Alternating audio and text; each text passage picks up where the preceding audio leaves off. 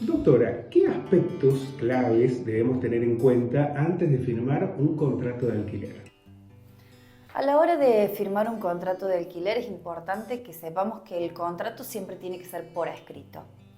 Todo aquello que nosotros dejemos de forma clara y concisa por escrito en el contrato de alquiler es lo que nos va a regir y es lo que nos va a resguardar siempre con respecto a nuestros derechos y nuestras obligaciones, tanto del locatario, que son los inquilinos, como del locador, que es quien nos alquila el inmueble. Entonces, teniendo un contrato por escrito, tenemos que saber las condiciones en que se encuentra el inmueble, las condiciones en que se va a pactar el precio del inmueble, la actualización del inmueble, cuántas garantías necesita, qué tipo de garantía les hace falta, qué tipo de garantía exigen. Puede ser una garantía de un inmueble, puede ser garantías de un recibo de sueldo de una persona. Es decir, son varios los aspectos a tener en cuenta. Es fundamental que se hagan asesorar.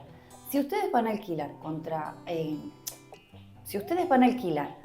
con un dueño directo, la tarea que se realiza entre las dos partes, poniéndose de acuerdo, teniendo en cuenta que hoy en día la ley de alquileres está derogada y rige la voluntad de las partes y la buena fe sobre todo, al sentarnos y acordar qué es lo que va a regir nuestro contrato de ahora en más, tiene que ser siempre garantizado con un buen asesoramiento jurídico que nos garantice, que nos resguarde y que nos proteja para no cometer errores. Doctora, ¿cómo se define la duración de un contrato de alquiler? A la hora de establecer la duración de un contrato de alquiler, tenemos que tener en cuenta que rige la voluntad de las partes. Si esta duración no se ha establecido de forma fehaciente dentro del contrato escrito, nos regimos por el Código Civil y el decreto de necesidad de urgencia que lo modifica, que es el 7023, donde dice que en caso de no estar establecido taxativamente la duración, el máximo para un inmueble habitacional con destino de habitación son 2 años. En otro caso puede ser hasta 3 años. Las partes pueden establecer una duración de 6 meses, de 8 meses, de 1 mes del contrato de alquiler, y todo esto que queda establecido de forma fehaciente dentro del contrato es totalmente legítimo. Doctora, ¿qué sucede si alguna de las partes decide rescindir el contrato con anticipación? La rescisión anticipada tiene que estar establecida también dentro del contrato de forma escrita y concreta. Es decir, si una de las partes incumple con su obligación dentro del contrato de alquiler, la otra parte tiene la posibilidad de rescindir el contrato justamente por incumplimiento contractual. Esto se hace a través de una notificación fehaciente que hace, supongamos, el inquilino en caso de que el locador no le esté brindando las condiciones necesarias habitacionales dentro del inmueble, por tanto el inquilino puede rescindir el contrato.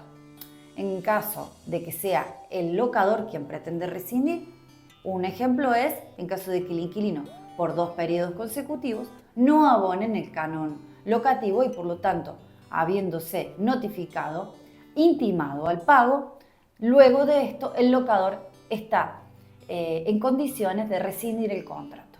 Doctora, ¿qué aspectos legales rigen el depósito y las garantías? Bueno, el depósito y las garantías son dos cuestiones totalmente diferentes.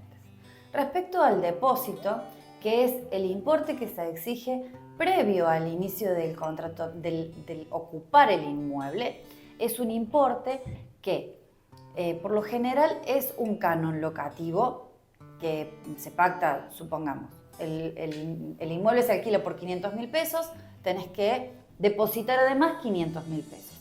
¿Para qué se hace esto? Esto en caso de incumplimiento a la hora de finalizar el contrato de alquiler, ese depósito se utiliza para salvar todos aquellos incumplimientos que el inquilino haya podido ejercer en el momento de desocupar el inmueble.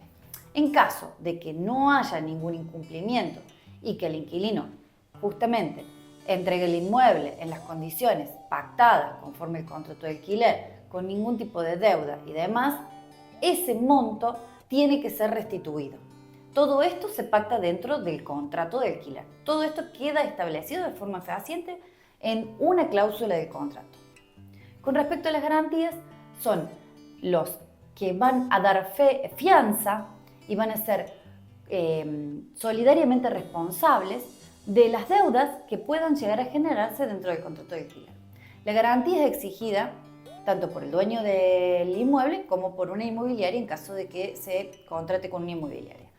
¿Qué tipo de garantía? Las garantías pueden ser un inmueble, puede ser un recibo de sueldo, tiene que ser un determinado monto de recibo de sueldo porque cuando uno, en caso de tener que ejecutar la deuda de alquileres, es solamente un porcentaje lo que se puede retener de ese salario por su carácter alimenticio. Además suelen exigir que el mismo locatario tenga un recibo de sueldo, sea monotributista con una determinada categoría. Es decir, esto hace a garantizar al titular del inmueble, al locador, su derecho a percibir el canon locativo y en caso de incumplimiento poder cobrarse su deuda y su crédito. Doctora, ¿cómo se actualiza el monto de un alquiler? El monto de los alquileres en su actualización también va a ser pactado dentro del contrato de alquiler por voluntad de las partes, es decir, cualquier índice que las partes quieran utilizar es válido. ¿Qué sucede?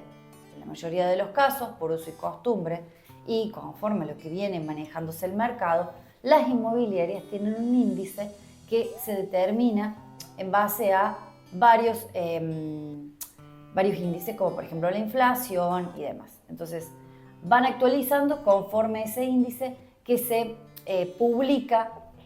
Perdón, me olvidé cuál es el que publica el índice ese. O sea que no me sale. Los usos y costumbres del mercado de alquileres determinan que la actualización de estos se haga a través de lo que determina el Instituto Nacional de Estadística y Censos o lo que las inmobiliarias toman como índice de mercado de actualización. Los periodos de actualización también se van a pactar entre las partes.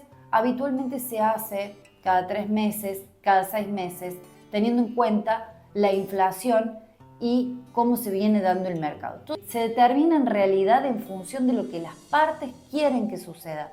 No siempre el inquilino tiene la posibilidad de acceder a negociar con la inmobiliaria.